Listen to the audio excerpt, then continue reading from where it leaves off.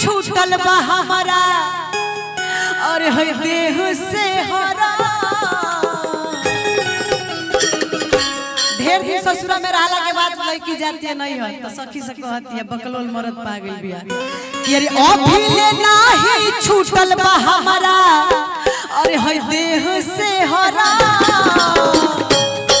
अका कि जवन पूछे ना दरद कवना काम के मरद, जवन पूछे ना दरद कवना काम के मरद। अभिले नाही छूटल बा हमारा देह से हरा।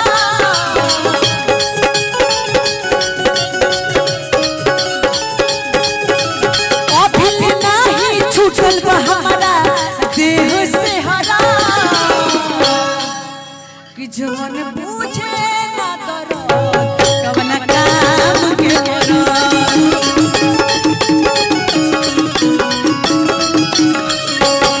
जवन पूछे ना दरद कवना काम के मरद।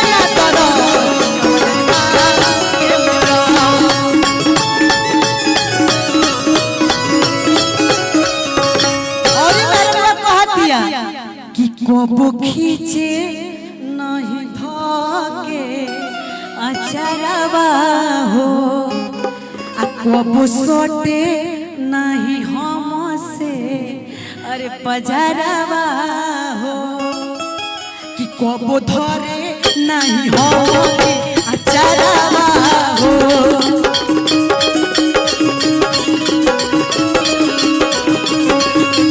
छोटे नहीं हम से बजरवा हो। कोई न को प्यार राजा कोई के परा।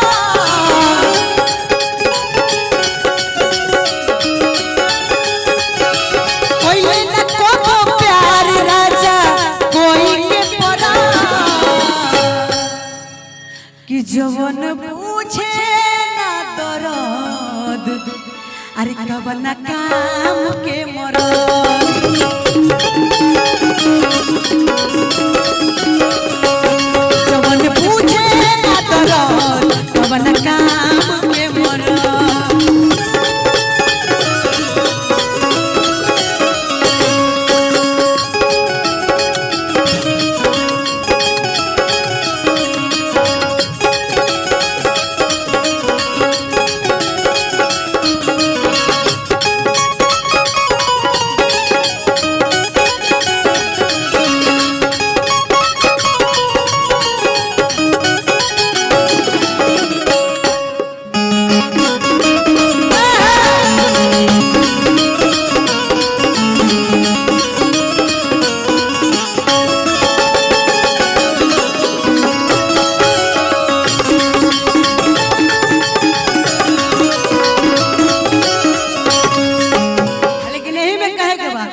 की मीठी मीठी बात न बोलाव राजा जी,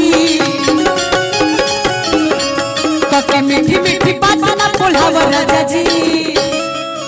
अरे होई अपन बेलना तू अपने, अरे अपन बेलना तू अपने हिलाव राजा जी।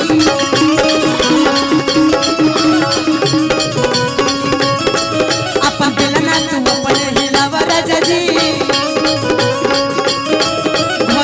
के बना के खिलाव राजा जी, घर भर के बना के खिलाव राजा जी। कि अपन बेलना तू अपने हिलाव राजा जी। अपन बेलना तू अपने हिलाव राजा जी।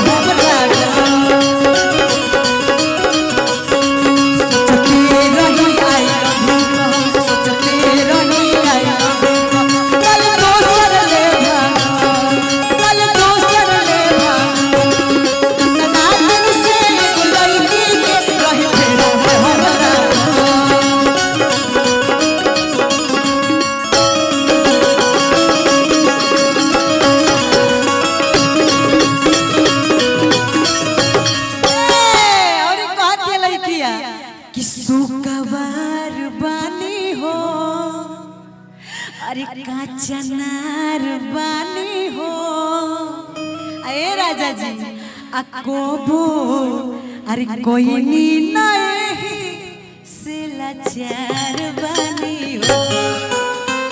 बेचारी बलिया रहत रहे तो खाली कॉलेज जात रहे या खाली डेरी मिल्क खात रहे यही जग कुल करे के पड़ता कहे के बा कि सुका बार बानी हो काचनार बानी हो सुका बार बानी हो काचनार बानी हो कोबो कोई नहीं से लाचार बानी हो।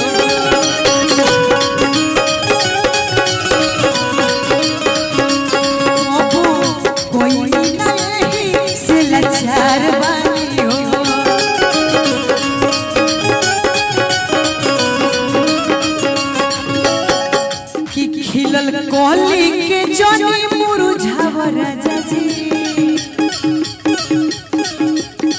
खिलल कोली के जनी मुरझाव राजा जी ए राजा जी कि अपन बेलना तू अपन बेलना तू अपने हिलाव राजा जी अपन बेलना तू अपने हिलाव राजा जी।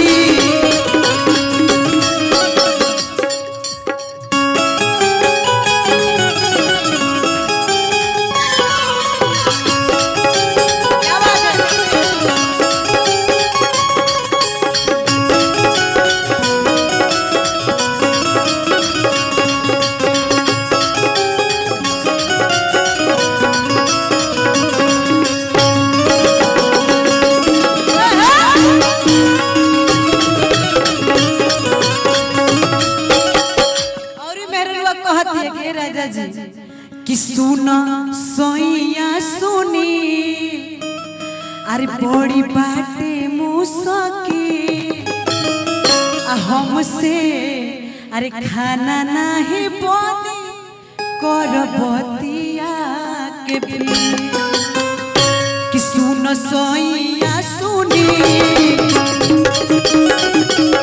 करबतिया के भी हमसे खाना नहीं बनी करबतिया के भी।